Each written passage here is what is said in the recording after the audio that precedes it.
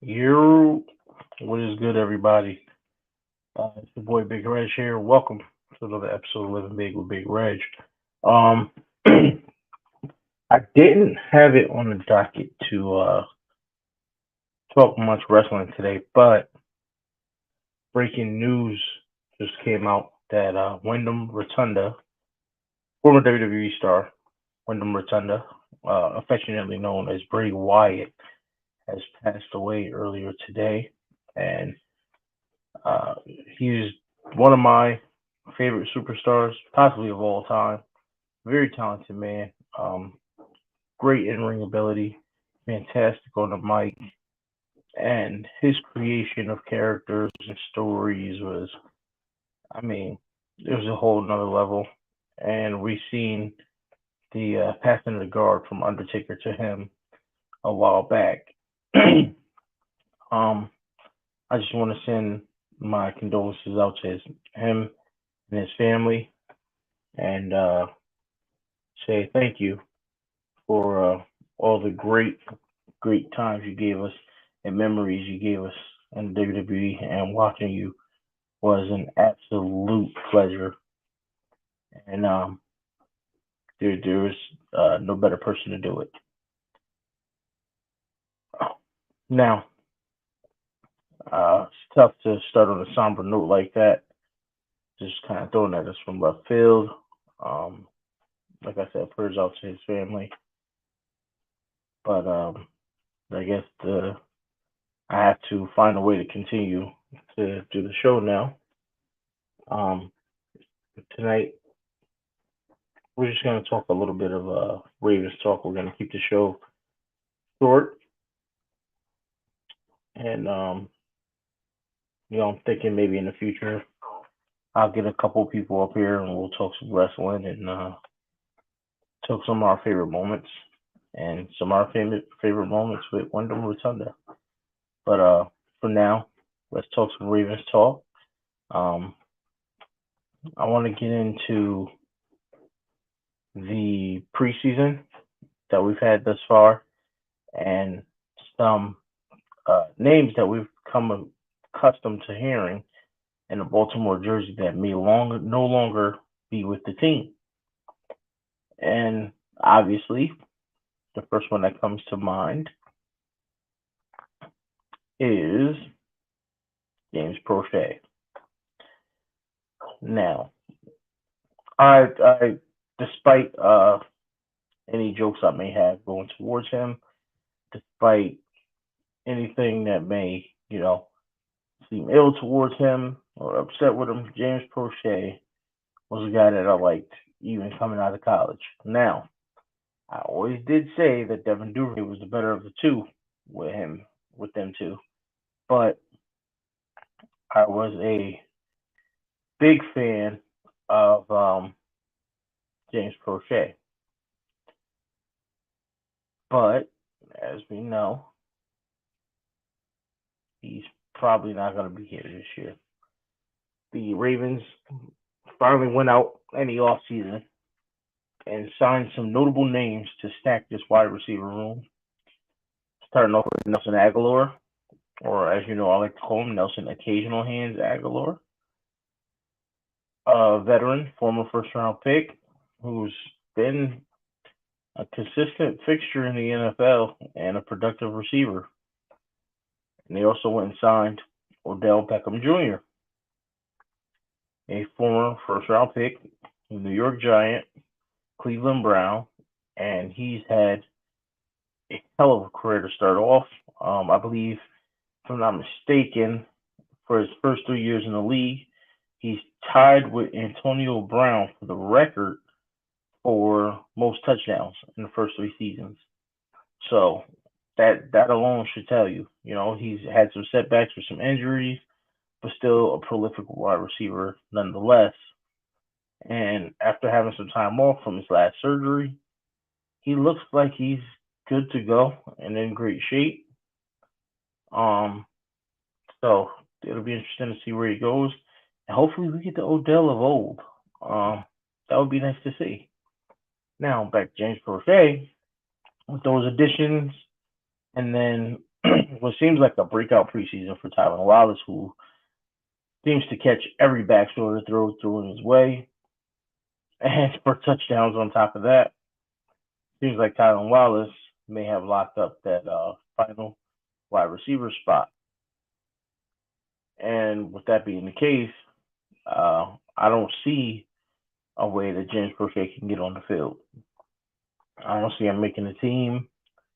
I'm not sure there's a way he can even make special teams.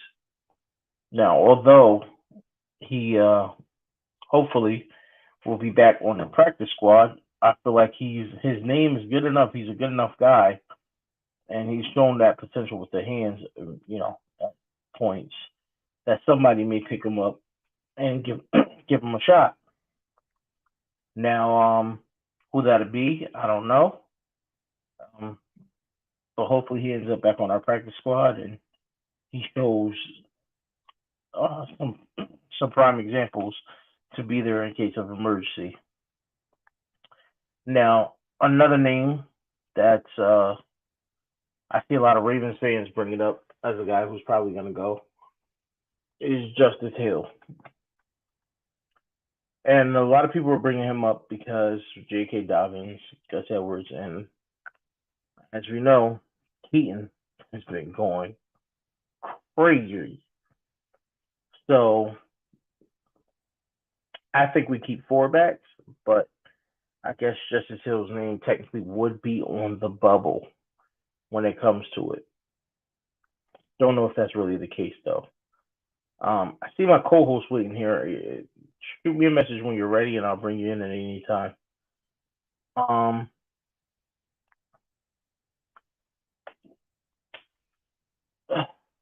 Let's see. QB, I think we got locked down with Lamar and Huntley. If we keep a third, who knows? I don't think we should. Another name, Pat Ricard. Pat, I feel, needs to go.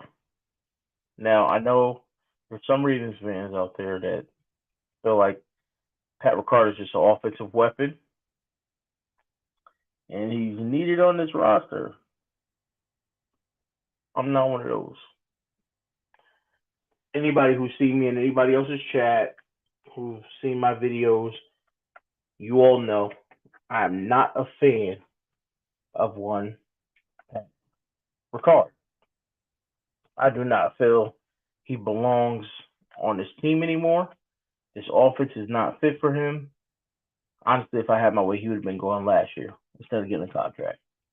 But it is what it is. The contract is the reason why a lot of people think he's going to stay. I want to see him go because I don't think he brings much to the team. And with the breakout preseason of Vokalek, I think he's our third tight end, and he can play, in this offense better than the Pat Ricard. Just line him up at fullback, split him out wide, do what you got to do. I think that poses a bigger threat to the defense than Pat Ricard does. Now take that, and we're going to switch this over to the tight end position, since we already spoke wide receiver, and Mark Andrews, Isaiah Likely, and Vokalek. Like I said, I don't see a need for us to keep what's that other tight end's name? He's been playing so bad I forgot his name. That's that. Charlie Kolar. Charlie Kolar can go. Practice squad. Somebody might pluck him, but at this point, who cares? Charlie Kolar is a guy who's had a rough preseason, to say the least. He's made some plays here and there, but Vokalek's made more plays and touchdowns. And he shows a lot more shiftiness when he's in his route running, more maneuverability, because Charlie Kolar looks extremely stiff. And, that stiffness in this league will slow you down. So Vokalek is my pick there. Then we go to the offensive line.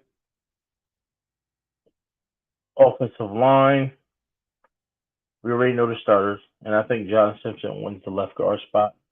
If you don't know why, go check Coach's channel, Sips Tally Films.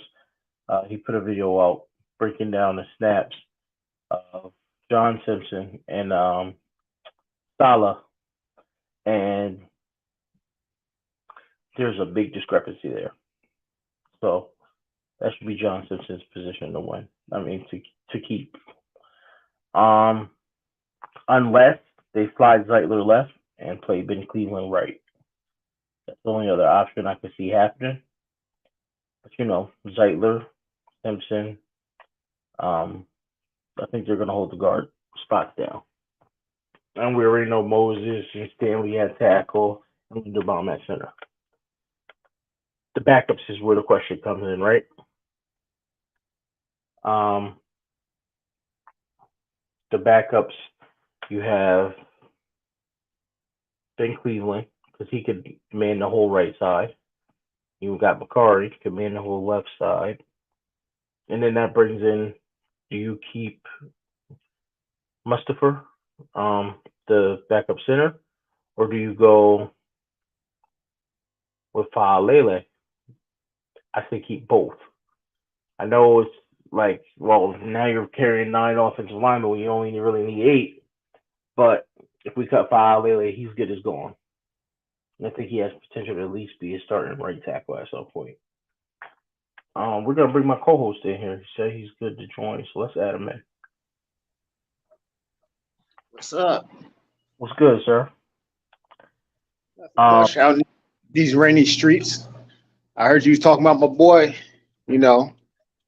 What they say? Utah got Yoke, we got Boat. Hey man, listen.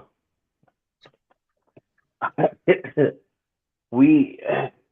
was just running down a number of positions that I feel, basically who I think should make the roster.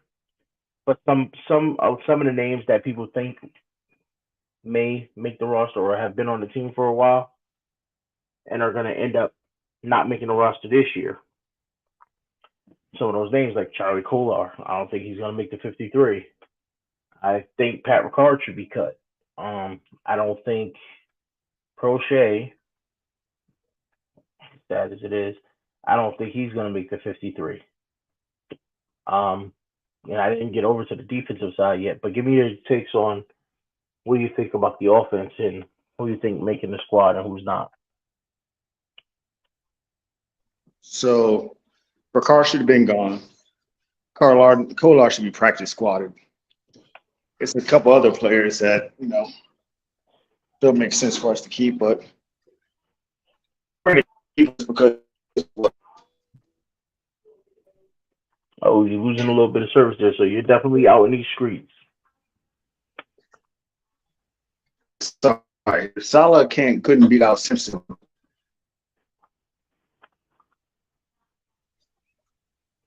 Yeah, we're losing you.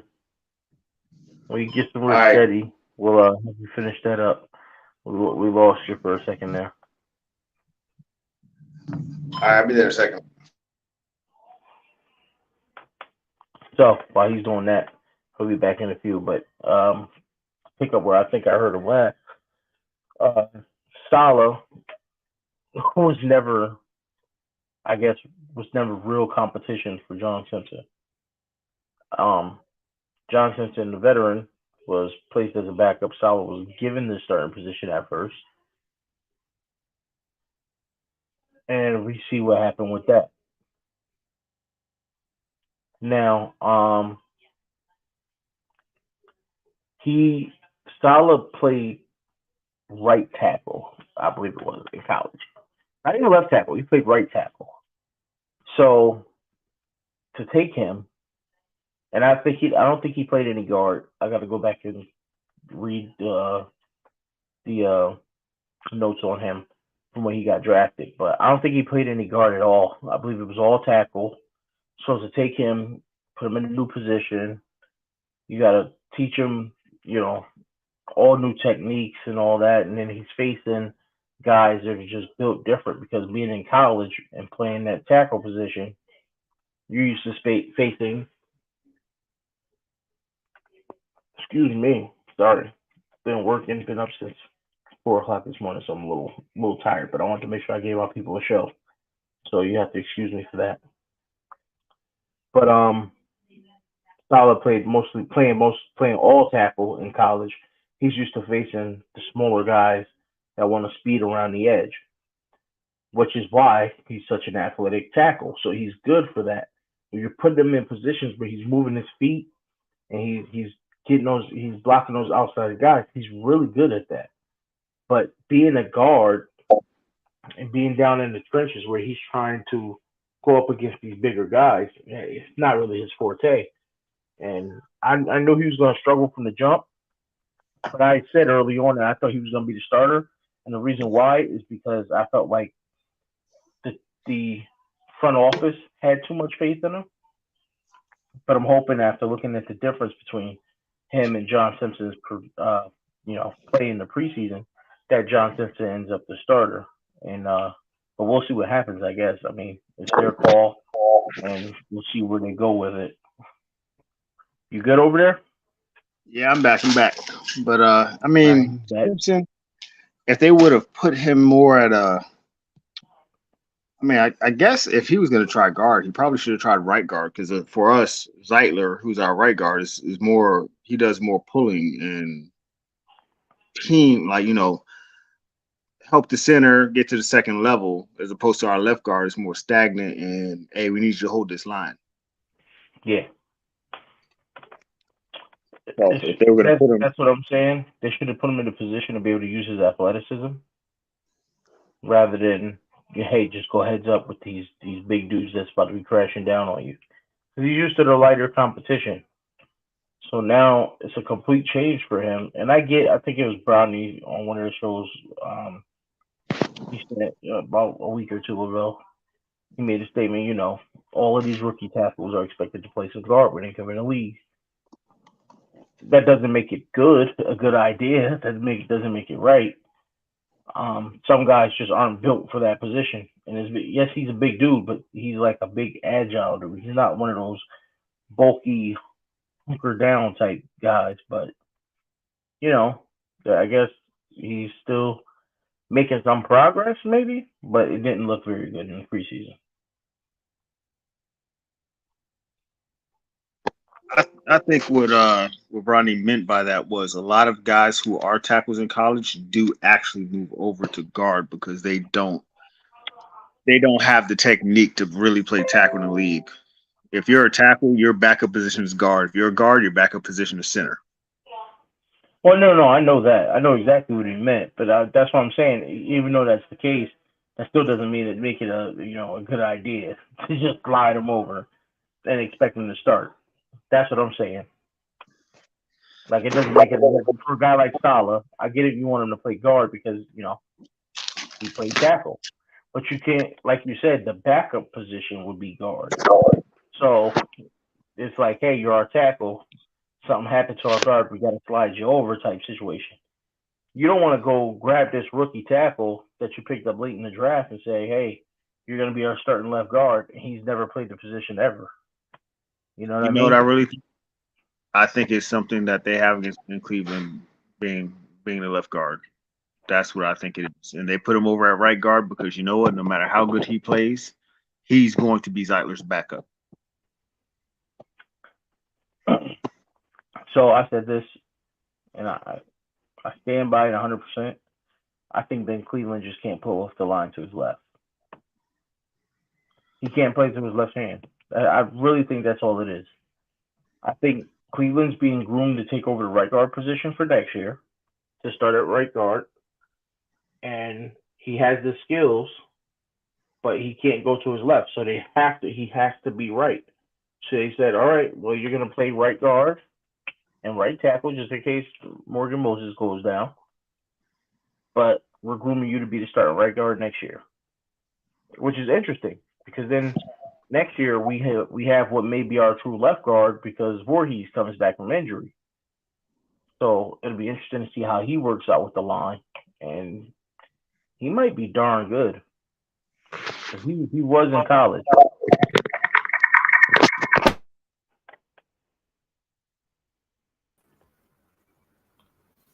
Yeah, sorry about that. Back in full power. You good? You good? But I mean, it could be, but I still think it's that thing from last year with I mean, the conditioning test that the Ravens had, there were other players who tried it and were like, bro, you can't pass this test unless they just say you passed.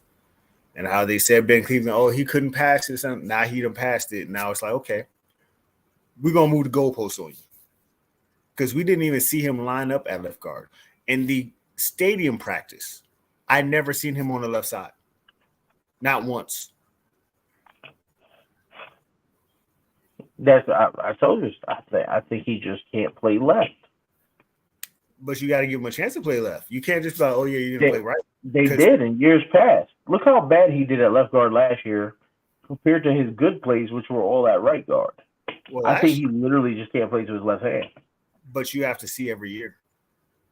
If you're giving Salah and Simpson, and there was a third guy that they were letting take turns at left guard, and you never let They even tried Pat McCarry there. I mean, not Pat McCarry, Pat Ricard. Exactly. You tried him there. Yeah. But you didn't put him over there at any point in time. Nobody could say that they seen him on the left guard position all season. Yeah, no, they haven't.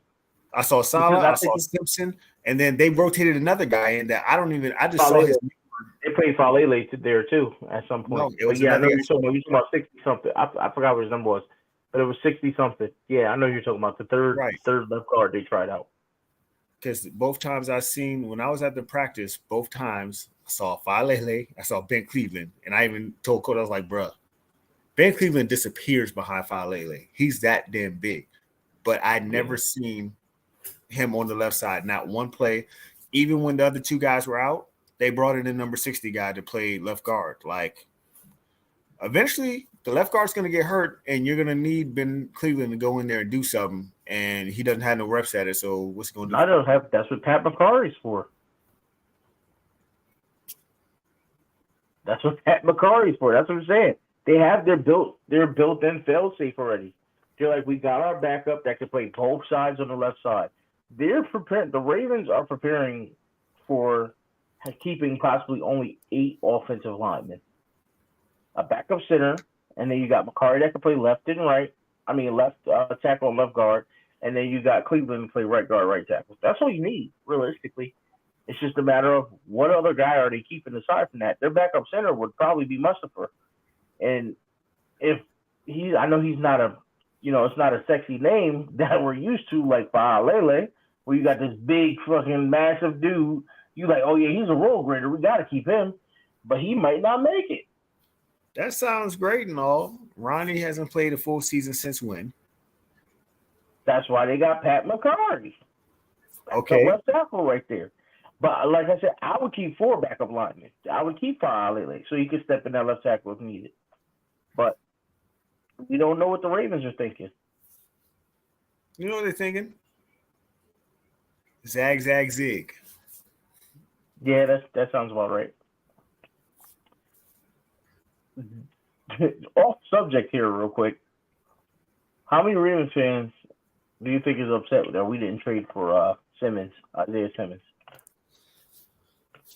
I wouldn't even be upset because if they gave up a 7th round pick, they probably just called their team was like, yo, give us a 6th or a 5th and you can have them. And they were like, if you're calling me, we'll give you a 7th and see what you say. And they were like, you know what, fine, we'll take it a 7th. Yeah.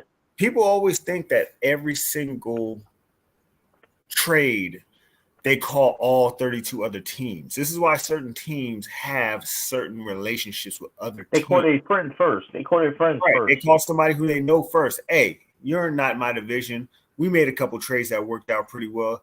I'm trying to get rid of Simmons. I want a 5th or a 6th for him. What you trying to do? They might make that call to 4 or 5 teams. And then somebody be like, look, the best I can do is a 7th.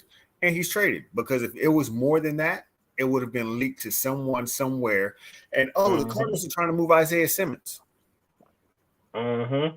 They called who they wanted to call. Yeah. Right. They called who they wanted to call, and they got what they thought was acceptable. They got him up out of there. Because I can tell you right now, if you told EDC I can get Isaiah Simmons for a 7th round pick, a guy who can play 4, 5, 600 positions, all you got to do is say, I can be a linebacker or D lineman or as a defensive back So listen, both. you're gonna laugh at this, and a lot of people ain't gonna realize it, but and they're probably gonna laugh at me too. My pro comp for Trenton Simpson was Isaiah Simmons I remember you said that. because Trenton Simpson can play every position on that side of the ball. And that's why I was so shocked how they were using him because he can cover so well. It's like, why aren't you dropping him back in coverage to see what he can do against NFL talent? Because I watched him cover all the college talent. Everybody they played against, this dude was all over the field in coverage, all over. Right? You can see some of his weaknesses in college. He's not really a inside linebacker, your standard inside linebacker. But guess what? They said the same thing about Isaiah Simmons when he came in, and he got moved back to safety for a while. So I can see setting the table for it, and I'm like, Trenton Simpson needs to be in coverage. I don't know if Baltimore's ever going to listen. I ain't got the big channel that they pay attention to, so the problem with Baltimore, they probably won't hear me coming with it. But I'm telling you, that man needs to be playing in coverage. He can be a slot corner. He can be a nickel. He come in dime packages. This dude he's very, very good at coverage. And that's where his strength is to me. The crazy part is guys who should be in multiple positions, they will not put them there. They never will. It'd be like the one guy who can play safety, corner, and linebacker, and they'll be like, hey, we want you to be a sub-package defensive end. What? Yep. That's exactly what it is. They ruined. Nobody agrees with me on this. It's only one person that agrees with me on this. Engraven. Shout out Engraven and Engraven Viz. Go check out his channel. He's one of the YouTube goats. They ruined the career of Matt Elam.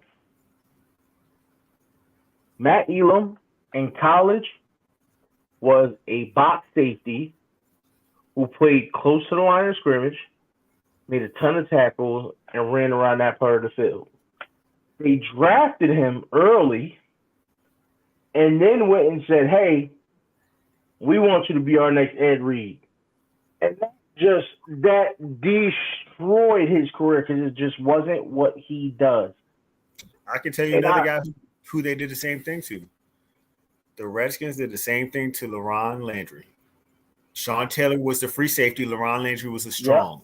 Yeah. If that ball even looked like it was going to the running back, he was about 4 feet in the backfield before the guy even looked up for the pump fake, like it immediately. And then when Sean Taylor died, they were like, hey, we want you to be the free safety. You can't teach a guy who has the Bob Sanders, if ball moves, I'm on the way like a missile. And he had 4.3 speed. So as soon as the guy did like this, he'd already covered about 8 yards. So now what you going to do? Now he's all the way in the box and the corner's going deep. Michael Vick to Deshaun Jackson. That first play on that Monday night game.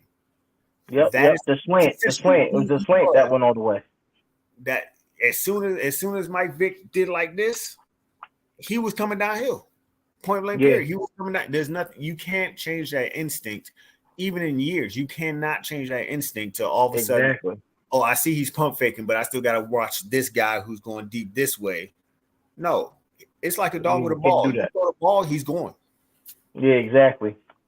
And it's just one of those things. Ravens didn't take players and absolutely destroy their careers because they're not playing them in the right positions.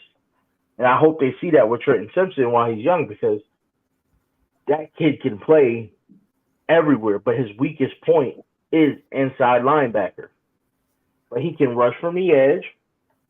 He can stunt and do stunts and rush from the middle. But it has to be a stunt. He can't go head up. He has a hard time fighting off the blocks from the bigger guys. But he can rush from the edge, but he can cover. He can cover so well. And he's fast. Trenton Simpson has 4.3 speed, if I'm not mistaken. It was like a 4.38 or a 4.43, one of those two. But he's got 4.3, 4.4 speed. Why not? Why not put him in coverage and let him run around the field? Like, I don't know. I don't understand their thinking. Is he your defensive version of Saleh? No. That's the thing. Like I know I saw him mess up the tackles and stuff like that. I think a lot of that was nerves because it was his first game back. His first game he was playing in. I mean, and like hurt. he's a smaller, athletic guy, and you're asking him to go. Oh yeah. He's a smaller, athletic guy, and they're asking him to bang in the middle. Some of them and be rushes, an inside linebacker. You can't do that. Him take. He was going against the guard, and he just got stonewalled. And I'm like, it's 250 pounds to 330 pounds. He's not going to win that. Yeah, that's not what he does. If he's going to rush in the middle, it has to be off a stunt. And then he likes to come from that wide 9 position on the edge and get that real sharp turn at the quarterback because he'll just beat a tackle with their speed. So it just has to be something they have to change. You're not going to pause that? He likes to come from the wide 9 position. You're not going to pause that? It's a position. It's a football position. It's literally a rush spot on the field. Like you never heard of it? Oh yeah, I have. Oh, okay, I can't pause that, sir. That's what it's called. I don't know what else to say. When you say he likes to come from, I was like, ugh. If you said he likes to rush from the wide 9 position, all right, I'll take that one. Okay, I understand that one. Pause. I understand that one. Pause. I'm gonna send you something in the Discord after the show. That have you dying. It's gonna have you rolling. But, yes, he likes to rush from the wide 9 and rush from the edge. So that's what he does there. But then I think he's even better in coverage. Wasn't that a Philly open field? Who was the defensive lineman in Philly who started that? There's a lot of guys that rush from that. What's his name rushes from there all the time. I feel like it was like Hugh Douglas. The one we had on our team a couple of years ago, and he came on and he didn't do nothing. Hugh Douglas started doing that years ago, and then for some reason, after he started getting a certain amount of sacks, all of a sudden it got popular. There's a number of guys have done it. Dwight Freeney used to do it. Dwight Freeney would line up wide, and then he would come in sharp and then hit him with that spin move as soon as they touched him. There's a number of guys that used to do it. Him and Mathis. Yep. Him and Matt, they were such a dominant duo at rushing the passer. Who else used to do it? Yeah, there's a number of guys. Even Elvis Dumerville used to line up wide like that occasionally. Alden Smith. Yep. So they would take that wide angle, and after that, the tackle, you've got to have the quick feet to get back. And then they would swim move or spin and jump back inside. And now you got this open gap to get to the QB, and he can't step up. It's actually genius, especially if you got the moves and the speed. It's actually genius. You gotta have that linebacker back there to cover that hole that you leave in case it's a running play. Yes, this is true. This is true. But it's actually really smart.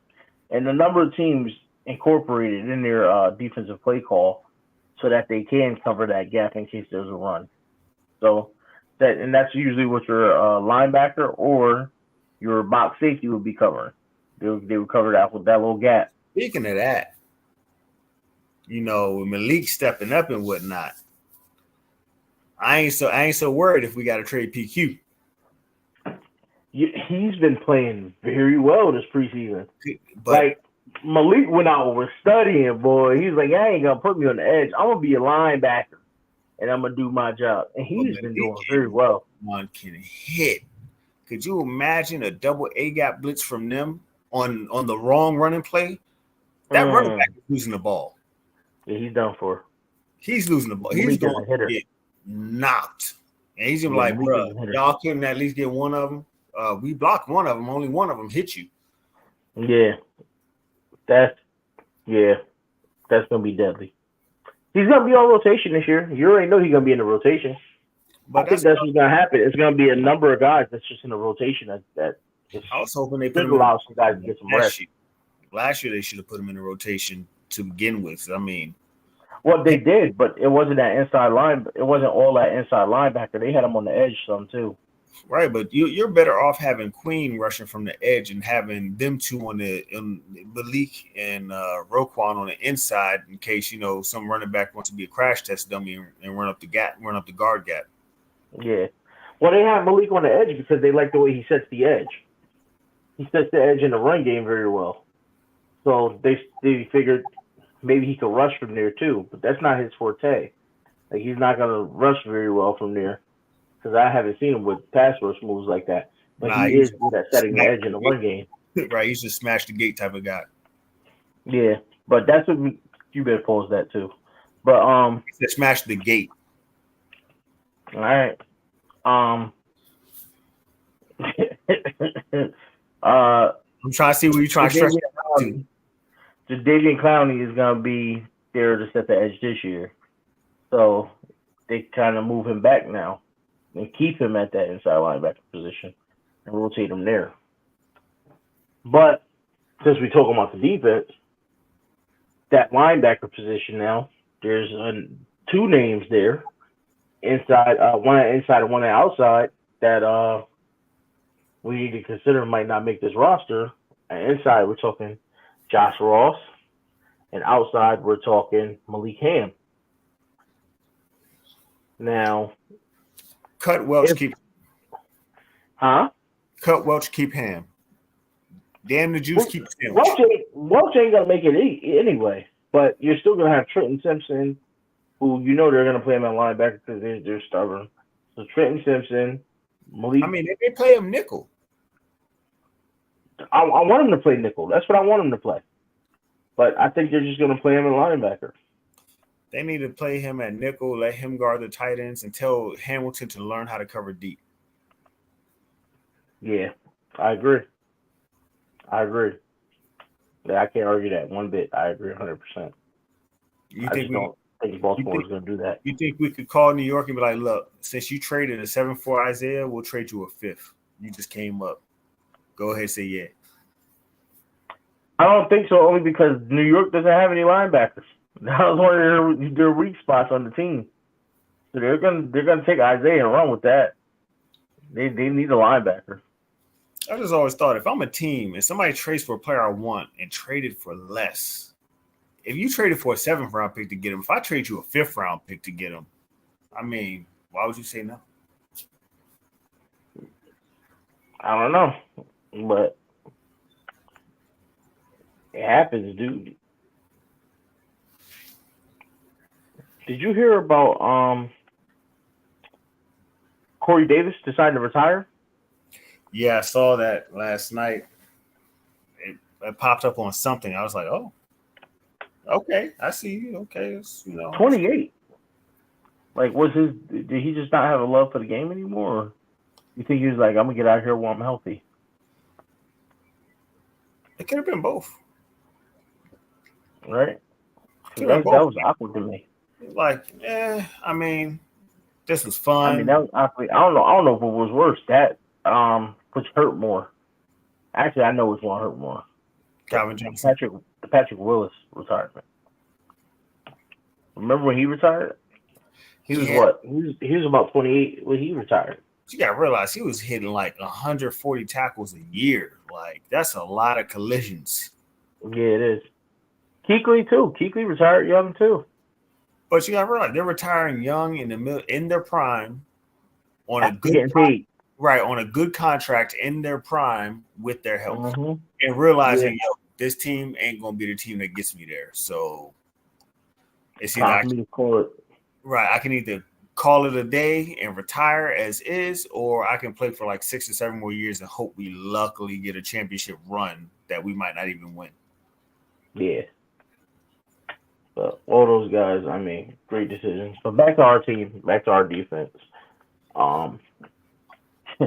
The most interesting position. Oh, first off, Malik Ham is an interesting prospect. I'd like to see him make the team. I don't think he will. I just don't think there's enough room to fit him up there. Which brings us to the most intriguing position, cornerback. Raul's got to make it, even though he's hurt. He's got to be signed. He's got to make the squad before they could injury reserve him or anything like that. Did you see the short that Hendo put out where there was like Jadeveon Clowney shouldn't have worn 24. They're like, maybe he should have worn number 8. And they were like, who's number 8 on? And Marlo's like, who's number 8 on the team? Number 8. No. And after about 8 seconds, like, oh snap, that's Lamar's position. He was like, oh, maybe he should wear number 8. That'd be even worse. And I feel like he was going to say number 52 or something like that. And I was just going to be like, oh hell no. Yeah. That's Marlo for you, right? You know he was trolling. That's Marlo though. Marlo is Marvel sometimes. I don't know. I feel like he was going to go from 8 to 9, and that was going to be even worse.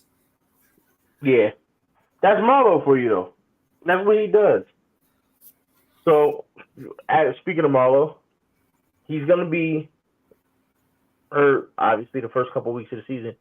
Do we IR him and keep him out 6 weeks just to make sure he's healthy? If he was going to IR him, you should have IR'd him as soon as you would. If they would have IR'd him as soon as they announced it, the preseason part would have counted 2 for the IR.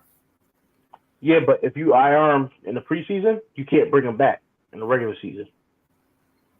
Then don't IR. You're done for the year. So what happens is, here's the deal.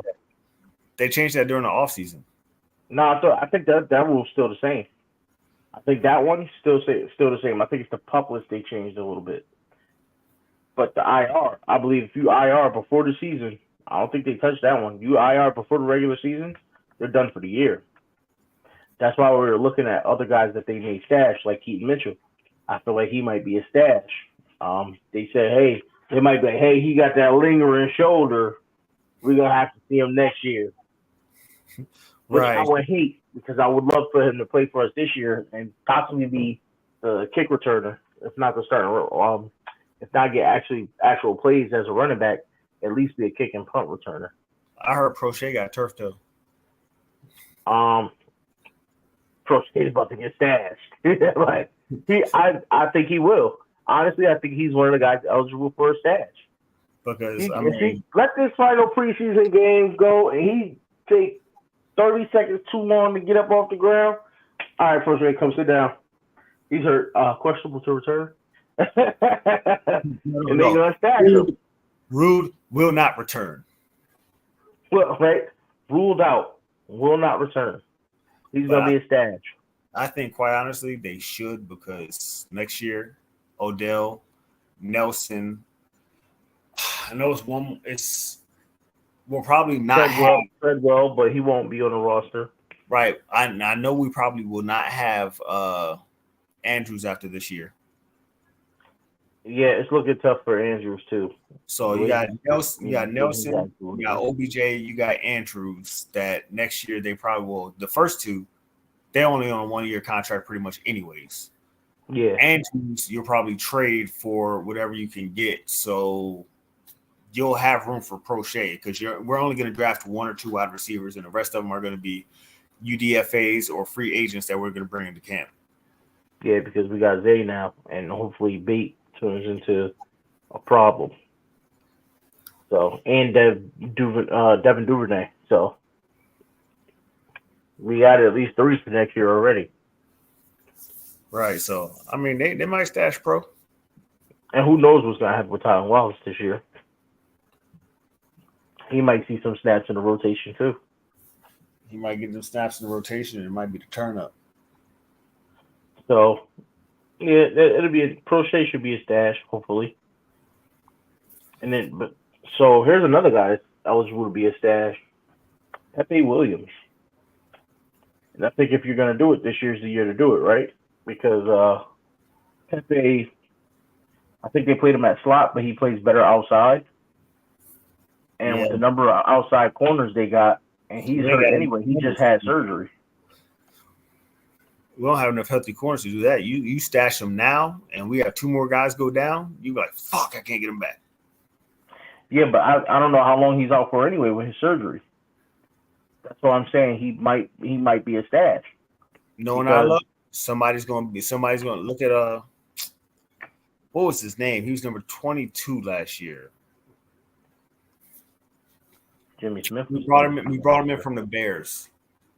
He was gonna be our slot corner. Oh, he went down in like the first game. Yeah. I know who you're talking about. It's hard to remember because he played like 4 plays and he was gone. Oh, what is his name? The smaller dude. He's a little short. Was it Moore? Fuller. Kyle Fuller. Fuller. Kyle Fuller. Look at Fuller. So you try to stash Pepe now, and a Kyle Fuller happens. You are going to be kicking yourself when you're in the 5th game in and you got 3 corners down because Jalen Armour Davis can't stay healthy. So yeah, well, you know what? I think they're gonna. That's where all the other guys they have come in right now. Caillou Blue Kelly, whether you like it or not. I'm just going to give you a hard time just because that's your boy. Arthur Mollett, the former Pittsburgh Steelers slot corner. He signed. I haven't seen him yet. I ain't seen him during a stadium practice. I ain't seen. Supposedly he's going to play this preseason. He's going to play this last game. Yeah. You got Mollett. You got Darby. You know, you got the other dude we just brought in from the Bears. You just named 3 guys who have injury concerns. Darby's coming off the season. Defensive backfield got injury concerns. Exactly. Rock Yacine is back. I forgot he existed too. Yeah, our whole defensive backfield got injury concerns, except for Caillou Blue Kelly. I mean, actually, no, he does too. So, what are you going to do, though? You try to stash somebody, you're going to need him later on in the year. Like, damn, I shouldn't have stashed him. I should have kept him. That's factual, but the most you can do is practice squad as many of them as you can and be like, please, nobody get hurt. That's not going to happen. A lot of these names that have injury concerns are people that other teams would be interested in. I said probably except for Darby. But you know what's going to happen, too? We can't forget, when the cut day does come, we're going to look to sign guys that get cut from other teams. So some of these guys might not be stashed. He might just be cut. Mollett, he might just be cut for a better slot corner that gets cut.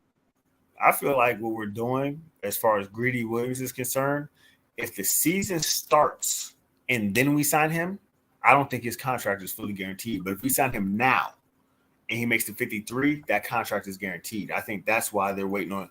I think that's why a lot of teams are waiting on Greedy Williams, because it's like, okay, if I wait until I say this is my 53, okay, you're going to the IR. Hey, Greedy, come here. We got some money for you. If he doesn't make it through the whole year, know what it is? Once that season starts, it's less negotiation when it comes to the veteran contract. The veteran contract for a year. You're not negotiating that. That's just, okay, we'll accept the vet minimum. There's no real wiggle room to negotiate a contract at that point. Right. But so also, they are, I can see a lot of teams waiting to do that. Right. Because if they sign now, I think that contract that this year is like fully guaranteed. And if they wait until until after the thing is set up, then it's like, okay, yeah, we're going to sign you for the $650K. But if we cut you, then you're just short. Yeah. Because that's what we did with Devontae Freeman. And damn, he was such a good, he was the number 1 Steeler of all time. And we can't even remember his name now. But we signed Devontae Freeman, Latavius Murray, and I can't remember the third one. Le'Veon Bell. But we signed all of them. As soon as we set up our 53 man, was like, yeah, this is our 53 IR, permanently IR done for the year, injury settlement. All right, cool. Y'all come sign these contracts. Well, the reason they did that, though, was the timing of the injuries. They had young guys they were trying out for the positions, remember? They thought those young guys was going to be able to hold it down. You have those too, but if you wait... And then, what's his name? I forgot his name, but what's his name? Fumbled the ball. You had Tyler Beatty. Right. Right? And they for some reason, they didn't like him. So they cut him. No, they didn't give him a chance. He actually came to them and said, I want to be released from my contract. And they went for the Broncos. They didn't cut him. He they didn't want to give him a shot. That's what I'm saying. For some reason, they didn't like him. My business. That's what I'm saying. For some reason, they didn't like him. So he's just young. You had Beatty. You had, what was the other dude that was undrafted that everybody liked? I forgot, but he was faster than goddamn Flash. Yeah. So you had him, and then there was another dude that Nate is Nate something. But there was those three young guys. We could have went into the season with those three and been happy. But Baltimore, John Harbaugh specifically, wanted to be a pain in the butt. Always wants veterans. So we ended up cutting all of them, except the one, and then signing all of those vets instead, which was a stupid move to me, but it is what it is. The quick dude who fumbled, we didn't cut him. We actually kept him. I know, that's what I said. I said we ended up cutting them all but one. No, we didn't cut Beatty either. We sent him to the practice. Well, Beatty asked for his release because he was they were going to put him on the practice squad. No, he asked for his release because he was just like he didn't get any playing time. It was like week 8, and he was like, "Yo, can y'all just release me from my contract?" And then he went and signed with the Broncos and actually played in games. Yeah, and did good, by the way. Right, he begged to get out of here, and then as soon as he got out of here, Denver was like, "Oh, bet, signed him. All right, cool. You playing tomorrow." All I know is John Harbaugh was trash. That's what I just got from that. Straight boo-boo juice. Straight boo-boo juice. Out the Port of Lick. Just saying. Just saying.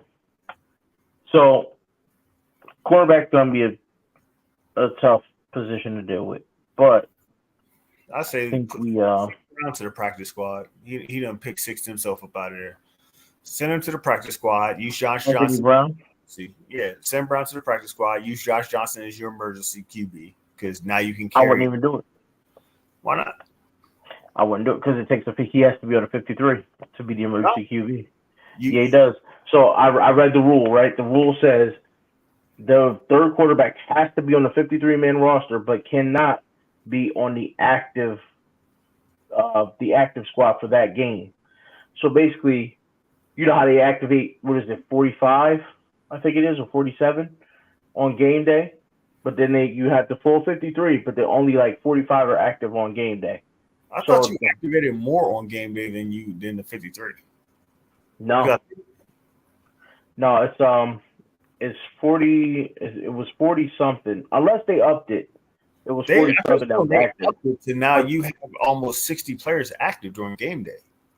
But I know for a fact the rule definitely said the QB has to be on a 53-man roster, but cannot be a part of the active roster. Because you have your 53-man roster that you have, and then you can bring up, I think, like 4 people just in case you have injuries in the thing. You have your 53-man, then you can bring up. But they're all absolutely, but they're not considered active. So you have guys that are there that aren't considered active. So they're suited up, but can't necessarily play unless you're down to they can't play at all unless you're down to nobody and not enough guys, and you have to bring them in. So there are 55 players on the NFL's roster, 53 active roster on game day. So there's 53 active on game day, 48 players dressed before the game. Each team's 11 starting players are announced. Only 48 dressed for the game. So that third emergency quarterback can't be one of the guys that dressed for the game. So he can't be part of the 48. I thought it was 47. That's my bad. It's 48. So he can't be part of that 48. So he has to be on the 53-man roster, but he can't be part of the 48 active for the game. Because those last few guys are emergency guys only. So their pads are in the locker room, and they go suit up if absolutely needed.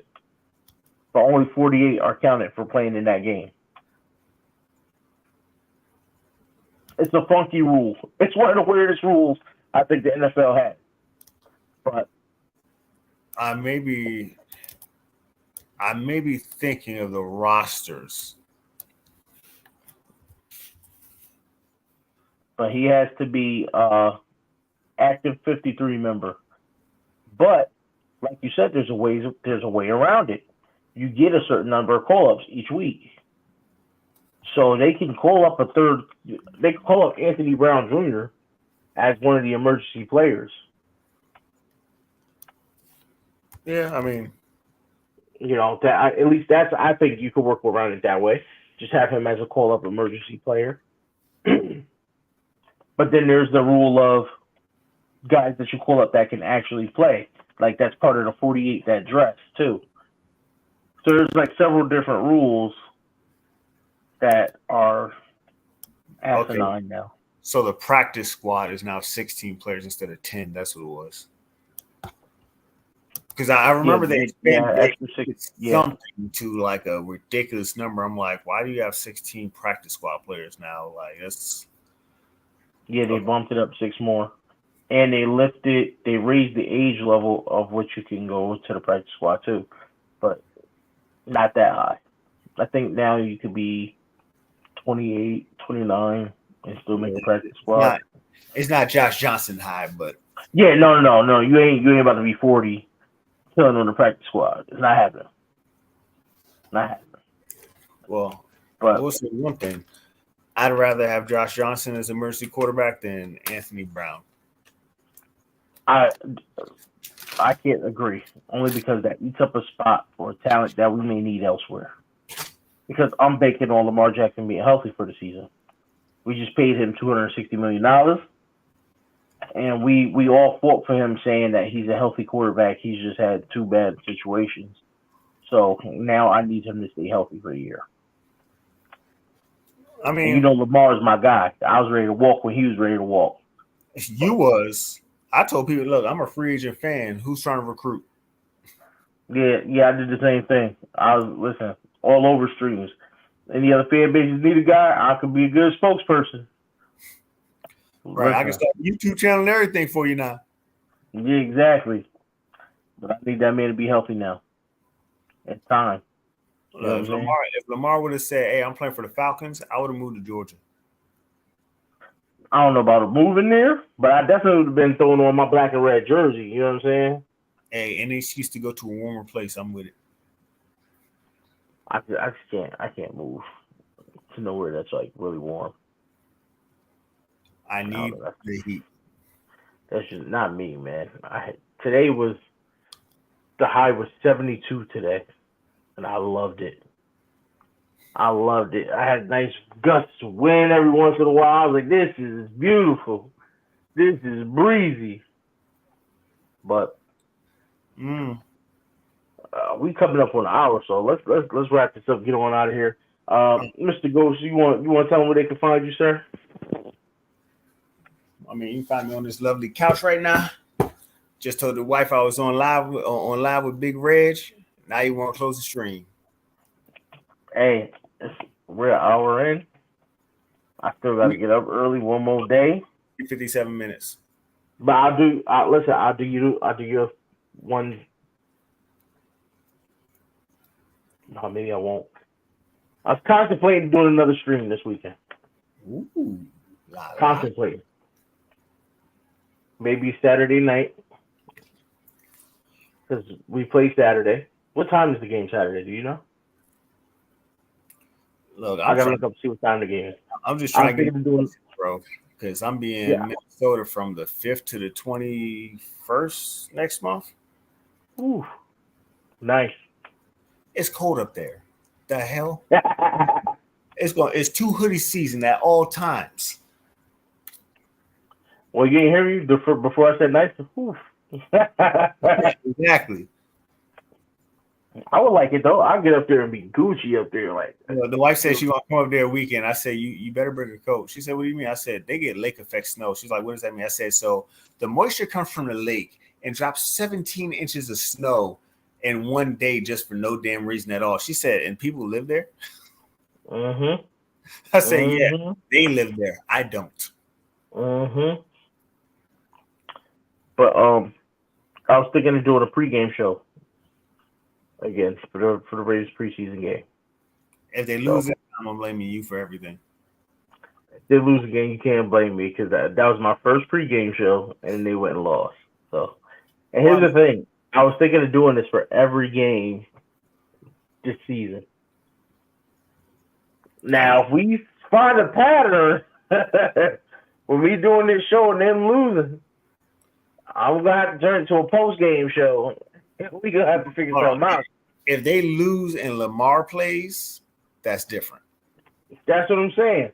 If they lose, last week they lost and Huntley didn't even play. So I mean, yeah, it is what it is with that one.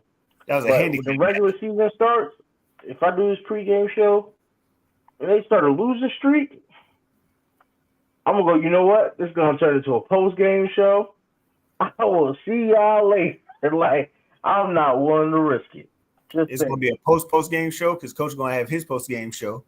We just got to be on air at the same time. Oh shit! Oh, We want just all gotta the be on smoke, air huh? at the same time. No, it ain't even like that. It's more of, there's gonna be multiple post game shows on. Coach and Raven, whoever C. else decides to do it. Yeah, Raven C. So it's just one of those things you gotta join, join up, do your own post game show, and I hope people come and watch later, or hope you get a few people that's like, you know what, Regg is on. Let me go see what Regg is doing. That's what I do whenever I turn these on. Like, I didn't share this live out today. Normally we get a few people in here. I didn't share the live out today. I was just like, you know what, I'm just gonna pop on. It's late. I know people trying to sleep. I'm about to be trying to sleep. So you pulling a J, huh? Yeah. Sneaky streams. I figured if I sneak one in, it won't take as long. If we had people in here, this would be going 2 hours. But we don't, so I could cut it off and end it now. No, you're using that as an excuse to cut it off now. We can still be in for 2 hours. No, sir. Well, look, we ain't talking about the church in Hawaii. We ain't talking about Trump turning himself in. That we can say that all for another show. All right, everybody. It's gonna be old. Y'all. Yeah, y'all know where to find me. Living Big with Big Regg here on YouTube, on TikTok, and on X, because I don't know what the heck they're calling that app now. The exhibit. Yeah. I don't know what they're calling it now, so I'm just gonna call it X. It might stand for Wolverine at this point, right? So until next time, people, we love y'all. Oh wait, hold on. Like, share, subscribe, because I know you're gonna watch this later. Like, share, subscribe, right? Comment. Go check out the merch. Comment, definitely comment, and go check out the merch. Check out the merch. Etsy.com/LivinBigWithBigRegg. Go check it out. A random cash app would be nice too. A random cash app would be nice. All of that will be in the description after the show. I just cut and paste that thing, so it should be there. I mean, do that myself. Scrolling on the bottom, so you just get a cash app at 2:30 in the morning. You know what it is. Just do it while you watch it. It's right down there. Y'all see it. Now, y'all, we love y'all. Stay blessed. Peace.